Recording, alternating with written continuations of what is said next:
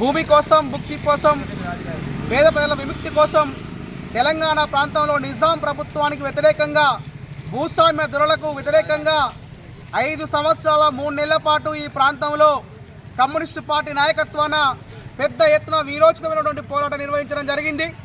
ఈ పోరాటంలో 4,000 మంది కమ్యూనిస్టు పార్టీ కార్యకర్తల్ని ఆ రోజు నైజాం ప్రభుత్వం, అదేవిధంగా కాంగ్రెస్ సంబంధించినటువంటి యూనియన్ సంబంధించినటువంటి సైన్యాలు కమ్యూనిస్టు పార్టీ కార్యకర్తలు పొట్టబెట్టుకోవడం జరిగింది.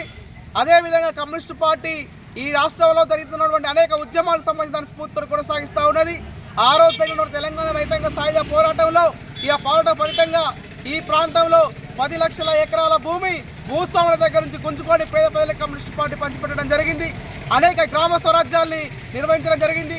వేలాది గ్రామాలకు సంబంధించినటువంటిది పేదలపైన జరుగుతున్నటువంటి దాడులను, అకృత్యాలను అన్నింటి కూడా ఎండగట్టి కమ్యూనిస్టు పార్టీ సంఘం పెట్టి ఈరోజు పేద ప్రజలను కూడా ఐక్యం చేసినటువంటి పరిస్థితి కనబడతా ఉన్నది. ఇలాంటి వీరోచితమైన పోరాటాన్ని ఈరోజు కేంద్రంలోని బీజేపీ ప్రభుత్వం వక్రీకరించేటువంటి ప్రయత్నం చేస్తూ ఉన్నది. ఇది విమోచన దినంగా ఈరోజు బీజేపీ ప్రభుత్వం ప్రకటిస్తూ ఉన్నది. మేము తీవ్రంగా ఖండిస్తూ ఉన్నాం. ఇది ముమ్మాటికి భూస్వాములకు వ్యతిరేకంగా, జాగీర్దారులకు వ్యతిరేకంగా ఒక వర్గ పోరాటం, భూస్వామ్య వ్యతిరేక పోరాటం ఇది.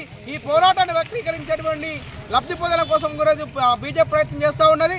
కాబట్టి ప్రజలందరికీ కూడా, ఈ ప్రాంతంలో అందరికీ కూడా తెలుసు, పేద ప్రజలు ఈ బాంఛన్ కాల్మొక్క దొర అనేటువంటి ప్రజలతోటి బందుకు పట్టించి, తుపాకీ పట్టి నైజాం ప్రభుత్వాన్ని గడగడలాడించి గోల్కొండ కింద గోరిగడతామని చెప్పి లక్షలాది మంది సంబంధించినటువంటి ఈ పోరాటంలో పాల్గొన్నటువంటి చరిత్ర కనబడతా ఉన్నది. కాబట్టి ఆ అమరవీరుల స్ఫూర్తితోటి ఈ ప్రాంతంలో ఉన్న పేద సమస్యల పరిష్కారం కోసం కూడా సిపిఎం పార్టీ ఆధ్వర్యంలో భూపోరాటం నిర్వహిస్తాం, కూలి పోరాటం నిర్వహిస్తాం. ప్రజా సమస్యల పరిష్కారం కోసం కూడా వాళ్ళు ఏ అయితే ఆశయాలు వదిలిపెట్టిపోయారో ఆ ఆశయాలు పరిష్కారం అయ్యేంత వరకు, కొనసాగించేంత వరకు కూడా మా ఉద్యమాన్ని కొనసాగిస్తామని సందర్భంగా తెలియజేస్తూ ఉన్నాం.